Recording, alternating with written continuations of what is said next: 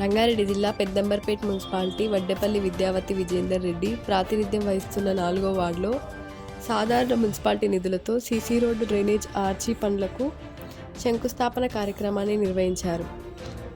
ఈ కార్యక్రమానికి ముఖ్య అతిథిగా పెద్దంబర్పేట్ మున్సిపాలిటీ చైర్పర్సన్ పండుగల జయశ్రీరాజు, కాలనీల ప్రజలు, కాలనీల నాయకులు హాజరయ్యారు.